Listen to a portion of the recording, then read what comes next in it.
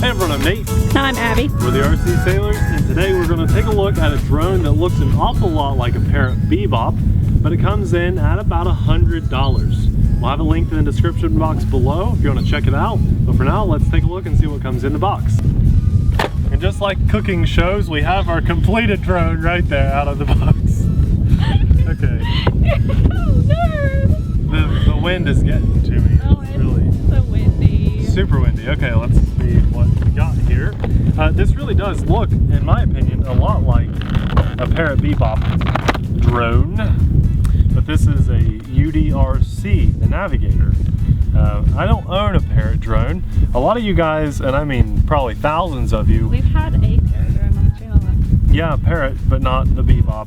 A lot of you guys have requested that we get a Parrot Bebop. I've looked very, very seriously into buying one, and I just can't justify the price point for what it is. Not bashing it. It does come with its own USB charge cable with a very, very proprietary end. A lot of people are going proprietary now, and I'm not liking that. It's a single cell, 3.7 volts at 350 milliamps. It's actually kind of a big battery for only being 350 milliamps. You know, it's kind of bulky.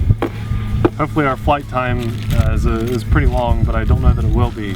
It also has 4 spare propellers, a screwdriver, an Allen wrench, a prop removing tool in this bag, and it came with its own micro SD card and a USB card converter. So a lot of little tools and things, that's nice, but at the $100 price point, it should come with a lot of things. This is an altitude hold drone. And one thing that I find interesting about this transmitter is the fact that it has 2 antennas. Well, it wants you to think it has 2 antennas. I've already taken a closer look, and the real antenna for the transmitter itself is in here. So this is your antenna. This is just for looks. There's no use for this at all. It's just a plastic shell, just so it kind of looks more like a Spark or a Phantom controller. But it still has altitude hold, and it still should do overall pretty good, I think. We're going to test that out today. It flies on 4 AA batteries in the transmitter. Not included? Not included, that's correct. And I think that just about wraps up everything in the instructions as well, but that's it. So now we just want to see how it flies. I need this construction to be, I need it to be done. I'm so sick of it. The beeping is horrible. Our videos. Sorry guys. Oh. When you bind your drone up, you power this on first, then the transmitter, throttle down, then up, then back down. And you have to also connect a phone with the app to the drone. So you have Wi-Fi FPV. The drone emits its own Wi-Fi signal that you connect to. And then in the transmitter, you pull this up and you can connect your phone right to it. That little guy folds down. I don't think her phone's gonna fit in here though. Aren't the antennas in the way? Yeah, definitely. It's just like a bad design. Oh geez. So we can maybe fold things around like that. There you go. And yeah, it's not gonna fit. So we don't trust these enough to take my phone out of the case, so no. That's why we always do it with the case on. This is a very popular phone, iPhone 6s Plus with an OtterBox case. For a size reference. Size reference. And some people suggest that we buy a smaller phone to do these videos with, but that would be very misleading. We just show them what's making the noise. That guy. That guy. Wave out. So the guy turned his engine off. After Nate waved at him. And we pointed the camera at him. So that's cool. Yeah, let's just take this in the air. I want to hit film on the phone. And it's got an indicator letting us know we're filming. But because it won't fit, I'm just going to set it on the ground. Okay. Oh man. Oh, my back. Oh. Okay. That's basically how you sound every morning. Auto takeoff. Oh wow. Okay, now it's an altitude hold drone, so I have to still steer it with this. But the left stick, which is altitude, you don't have to touch. And it's doing a really good job. UDRC does a pretty good job with their drones. We've had them on the channel before. I enjoy flying them most of the time. And you can get this on Amazon, which we'll have linked below. And we really like shopping on Amazon. Yeah, we do. We're Amazon supporters, Amazon for sure. credit We card like all the way. But okay, so I do like the lights on this. I think the $100 price point is a little high for if your phone would fit in here. This is $100. $100. Ooh, that is high. FPV drone. Yeah, that's Hopefully the flight time a is little long. expensive. Has headless mode, high and low rates. I'm just gonna zip it around a little bit. It only came with one battery, right? One battery.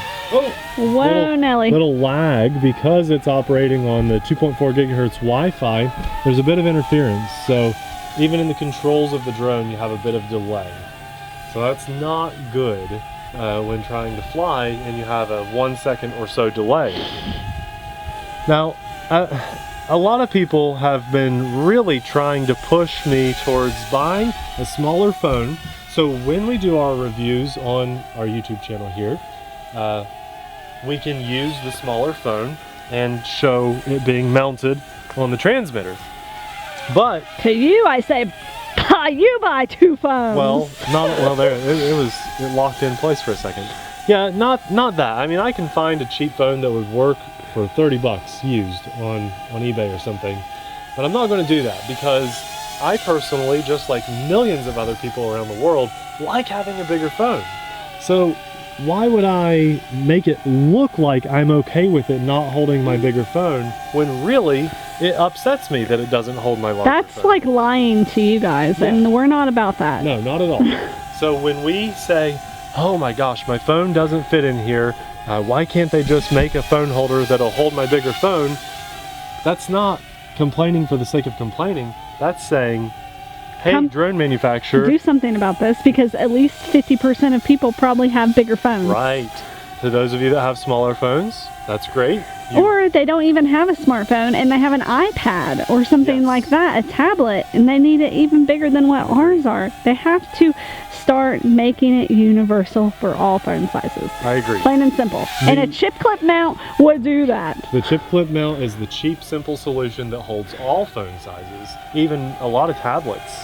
So I don't know why they bother doing all these fancy things like this when it doesn't even hold a very popular phone in a very popular phone case.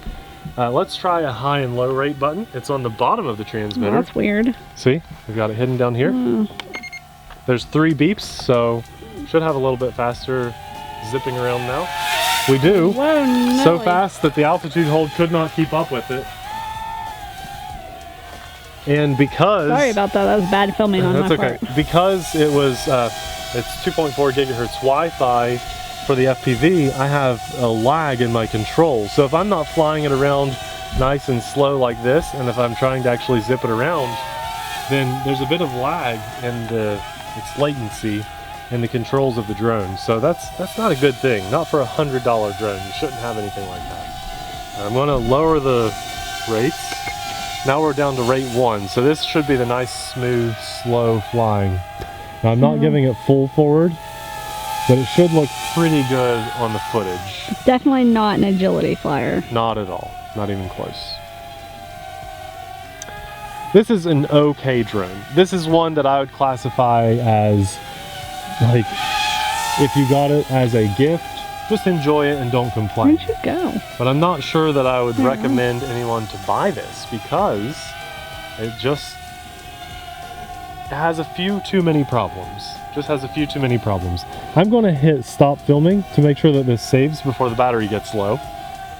How's the signal look on the phone?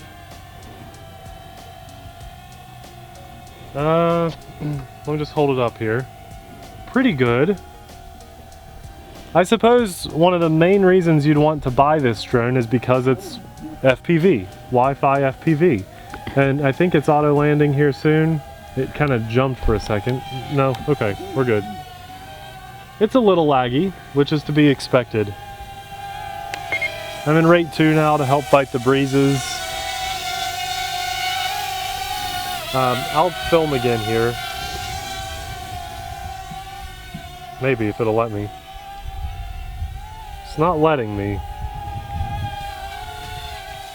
There we go. Had to hit it a few times. You know, I think you could use that to frame up a shot. So there's our low battery beep, which is nice. I'm gonna frame up a shot here. Taking a picture? No, just video. Oh. Just to see us it's really laggy, pretty much unusable. Yeah, the drone was going to get away. If I was just using that to fly, it would fly away. So the live feed is not very good. Correct. And it's giving me a low battery indicator here. That's nice. I do like that a lot. Sucks that I didn't get to fly it. I'm sorry, yeah. We'll let you do the next one, the whole video. I don't even know how I've been able to progress in this hobby when I get the last minute of every drone ever, or none at all. What she's not telling you is that she flies a lot off camera. It's just fun to give you a hard time. Yeah, but then thousands of people hate me and they don't know the truth. And that's why it's funny. Oh. Well, let's talk about the pros and cons really fast with this drone. I wouldn't know. Abby wouldn't. Bazinga! I think the drone looks pretty cool. It's resembling the Parrot Bebop, I think. I do like that it has a micro SD card slot on the drone so that you can save the camera quality, not the FPV footage. That's a nice thing for sure. Altitude hold worked really well, although in the higher rates it couldn't keep up with the pitch of the drone, so it was sinking. Seems kind of pointless to have altitude hold if you're flying full forward and it can't hold the altitude, so that's a little pointless.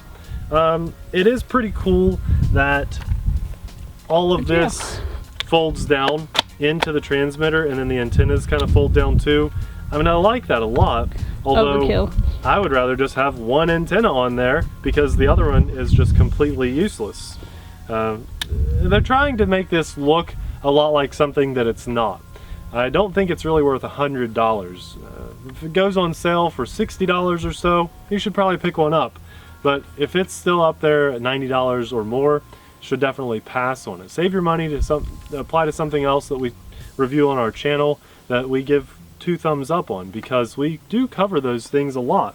But lately it seems like we've been getting some things that are just quickly manufactured to try to get a quick buck off people that don't watch our videos, and they just buy the drone, they're waiting on it to come, and then they watch our videos. So overall, I think this is a pass, just in my opinion, and I think that drone manufacturers should make their phone holders big enough to hold all the phone sizes, not just smaller ones. That's just my opinion. And if you always disagree with my opinion, then why are you watching my videos?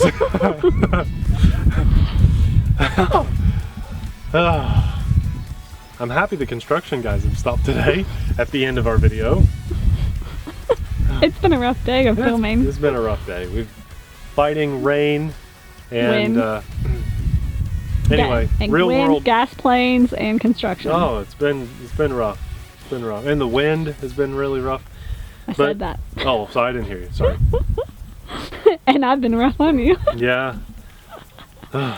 Maybe they'll hate on me. They're it's been a while since people have hated on me. We'll get thumbs down at the end of this video. We're gonna get negative, hateful comments that I'll have to delete and block the people. Just okay. I'm telling them to wrap it up. The Come on, buddy. UDRC Navigator looks a lot like the Parrot Bebop. Not quite worth $100. Thank you so much for watching. If you guys like what we do, then be sure to subscribe to our channel. Give us a thumbs up if you appreciate us saving you money. And we will see you in the next video. Bye. Bye.